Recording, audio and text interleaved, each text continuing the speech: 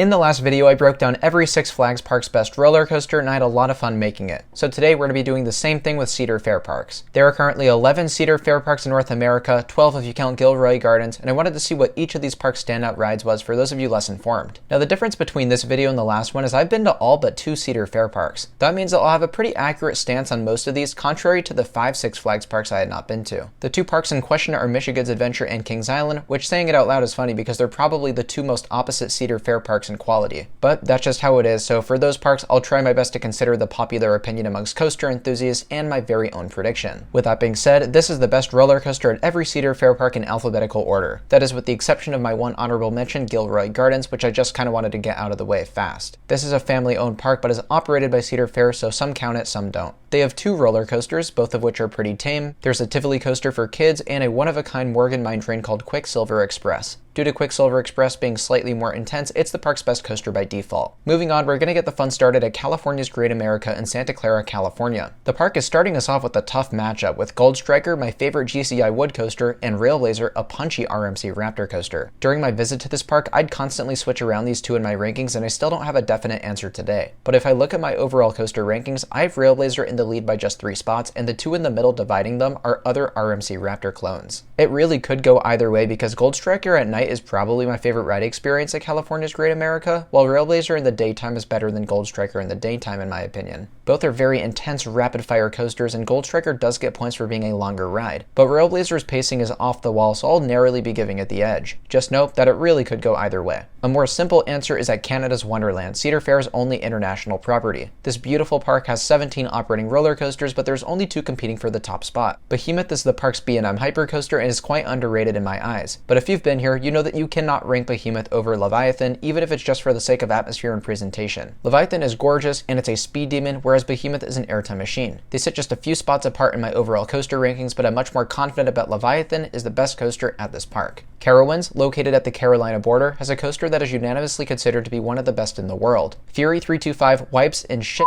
all over its competition in this park, even with many other strong coasters here. Fury 325 is some of the most fun I've had on any ride in the world, and its pacing is unparalleled to any other B&M ride. Another one that most people can agree on is Cedar Point, the company's flagship park. Cedar Point's lineup of 16 coasters is easily the best in the world, and the ride that stands on top is Steel Vengeance, a record-shattering RMC Hyper Hybrid coaster. Considering that Steel Vengeance is arguably my favorite coaster I've ridden, it shouldn't have been a surprise whatsoever. It has the most airtime of any ride on the planet, it's perfectly smooth, and it's really, really long. An absolute must-do every time I come to Cedar Point. Dorney Park in Allentown, Pennsylvania is another pretty close matchup. Talon, a B&M inverted coaster, and Steel Force, a Morgan hypercoaster, are constantly being switched around for me. On one hand, Steel Force offers the park's best ride experience when the trim brakes are hitting hard. This allows for some great floater airtime in the second half of the ride. On the other hand, Talon is consistently great as long as it's a little bit warmed up. I think this one really comes down to personal preference, as both rides offer a completely different ride experience. That said, I think Steel Force will narrowly take the top spot since it tends to run with much less trim brakes than its sister coasters at Worlds of Fun and Valleyfair. Plus, it's a massive hypercoaster and is very, very demanding, so it's much more fit to be the park's best coaster from an appearance perspective.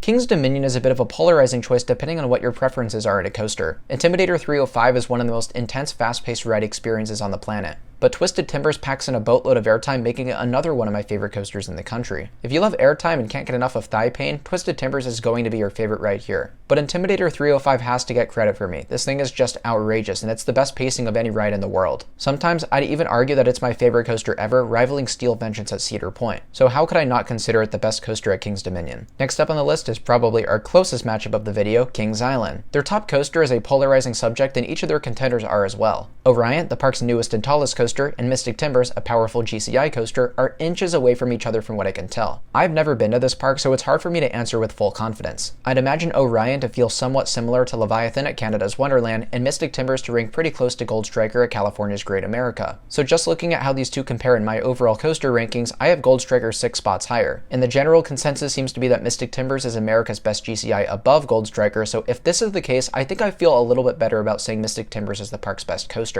But to be honest, I'm not really sure, and I won't know for sure until I get out to the park and experience these 2 coasters. Dialing things down a little, Knott's Berry Farm is a pretty obvious pick for me. I've been to this park countless times, it's one of my home parks, and Ghost Rider is always reminding me why it's one of the best wooden coasters in the country. Considering that my next favorite ride there is probably Accelerator, which is also great, but it's over in a flash, Ghost Rider is a really long ride, it has outstanding force variety, and it has one of the best night rides on the planet. Another simple choice brings us to Michigan's Adventure, and even if I haven't been here, no one can tell me that Shivering Timbers is not the best ride in the park. What else does this park have that could even match this behemoth? There's an SLC, a Din, a Wild Mouse. Yeah, no, nothing even comes close. Shivering Timbers looks like it holds the potential to be one of the best wooden roller coasters in North America. Even if this park is neglected by Cedar Fair, they can claim one of the greatest wooden coasters many people have ever ridden. Again, with an easy matchup, Valleyfair in Minnesota has one coaster that obviously ranks above the rest. Renegade, one of the country's best GCIs, is miles ahead of anything in its path. I don't even think I need to compare, it's just so obvious. The airtime, speed, intensity, it's all so good. This is a great standout ride for a park of this size. Our last park in this video is Worlds of Fun, and I hate to end things without a bang, but this is also a pretty obvious decision. I've been to this park, and Prowler, another GCI coaster, destroys the rest of the park's lineup. Again, for a park of this size, Prowler is actually a solid signature attraction. It absolutely hauls throughout its layout, and the pacing is exceptional. It seems like Cedar Fair is much better than Six Flags when it comes to picking coasters that fit their park nicely. That's why a lot of these were so much easier to decipher than the Six Flags parks. For that reason, we're wrapping up this video quite a bit earlier than the length of that video, so go back and watch it if you're looking for more. I appreciate those of you who watched till the end. Thank you all so much for your ongoing support, and I'll see you very, very soon. Bye guys.